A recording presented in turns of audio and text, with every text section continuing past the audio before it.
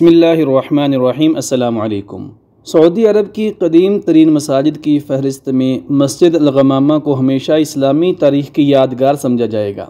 یہ مسجد آج بھی اسلام کے دور اولین کی یاد تازہ کرتی ہے۔ مسجد الغمامہ کو یہ نام دینے کی وجہ تسمیہ کے بارے میں کہا جاتا ہے کہ آپ صلی اللہ علیہ وسلم نے یہاں پر عید کی ایک نماز کی امامت فرمائی۔ اس روز آسمان پر بادل چھائے ہوئے تھے، اس لیے اسے الغمامہ کا نام دیا گیا ہے۔ اس روایت کے بارے میں بعض علماء اکرام کا کہنا ہے کہ یہ روایت صحیح نہیں ہے۔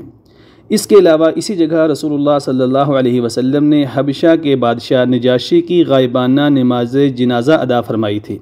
حج اور عمرہ پر آنے والے مسلمان اور دنیا بھر سے سیاحت کی غرض سے سعودی عرب کی سرزمین کا انتخاب کرنے والے سیاحوں کی توجہ کا ایک اہم مرکز مسجد الغمامہ بھی ہوتی ہے۔ زائرین اور سیاح دیگر مساجد کی طرح مسجد الغمامہ کی زیارت کرتے اور اس کی یادگاری تصاویر اتار کر اپنے پاس رکھتے ہیں۔ مسجد الغمامہ مسجد نبوی سے جنوب مغرب میں 500 میٹر کی مسافت پر واقع ہے۔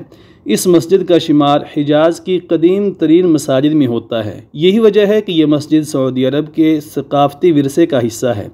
یہاں پر باضابطہ طور پر مسجد کی تعمیر عمر بن عبدالعزیز رحمۃ اللہ علیہ کے دور میں ہوئی، تاہم اس کے بعد آج تک وقفے سے مسجد کی تعمیر و مرمت کا سلسلہ جاری رہا ہے۔ مسجد الغمامہ 2 حصوں پر مشتمل ہے، ایک اس کا داخلی حصہ اور دوسرا مرکزی ہال۔ اس کی چھت پر 5 گنبد قائم ہیں۔ وسطی گنبد مسجد کے داخلی حصے کے برابر اوپر واقع ہے۔ مدخل یعنی اندرونی حصہ مسجد کے شمالی سمت میں ہے۔ مسجد کا رقبہ 30 میٹر اور چوڑائی 15 میٹر ہے۔ مشرقی دیوار کے ساتھ مستطیل شکل کی 2 کھڑکیاں ہیں، جن کے اوپر 2 چھوٹے روشن دان ہیں، جبکہ ایک گول کھڑکی بھی بنائی گئی ہے۔ مسجد کے مغربی دیوار کا نقشہ بھی ایسا ہی ہے۔ جنوبی دیوار کے وسط میں محراب اور محراب کے دائیں جانب سنگ مرمر کا بنا ایک منبر ہے۔ مسجد کا مرکزی دروازہ لکڑی سے تیار کیا گیا ہے۔ مسجد کا مینار اس کے شمال مغربی سمت میں ہے۔ مسجد کے بیرونی حصے کو سیاہ رنگ کے پتھروں سے بنایا گیا ہے۔ سعودی عرب کی قدیم ترین مساجد کی فہرست میں مسجد الغمامہ کو ہمیشہ اسلامی تاریخ کی یادگار سمجھا جائے گا۔ یہ مسجد آج بھی اسلام کے دور اولین کی یاد تازہ کرتی ہے۔ مسجد الغمامہ کو یہ نام دینے کی وجہ تسمیہ کے بارے میں کہا جاتا ہے کہ آپ صلی اللہ علیہ وسلم نے یہاں پر عید کی ایک نماز کی امامت فرمائی۔ اس روز آسمان پر بادل چھائے ہوئے تھے، اس لیے اسے الغمامہ کا نام دیا گیا ہے۔ اس روایت کے بارے میں بعض علماء اکرام کا کہنا ہے کہ یہ روایت صحیح نہیں ہے۔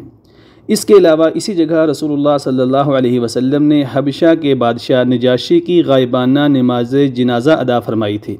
حج اور عمرہ پر آنے والے مسلمان اور دنیا بھر سے سیاحت کی غرض سے سعودی عرب کی سرزمین کا انتخاب کرنے والے سیاحوں کی توجہ کا ایک اہم مرکز مسجد الغمامہ بھی ہوتی ہے۔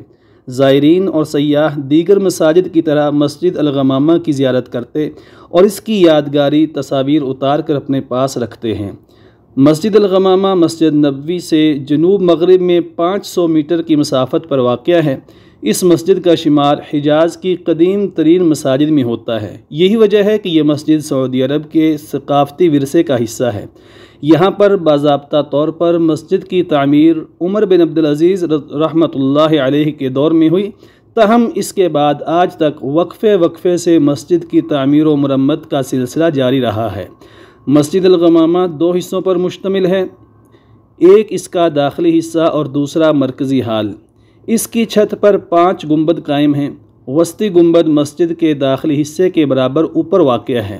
مدخل یعنی اندرونی حصہ مسجد کے شمالی سمت میں ہے۔ مسجد کا رقبہ 30 میٹر اور چوڑائی 15 میٹر ہے۔ تو جی ناظرین، ہمارے چینل کو سبسکرائب کر لیں، اس ویڈیو کو لائک اور شیئر کریں تاکہ تمام مسلمانوں تک صحیح معلومات پہنچ سکے۔ اللہ حافظ۔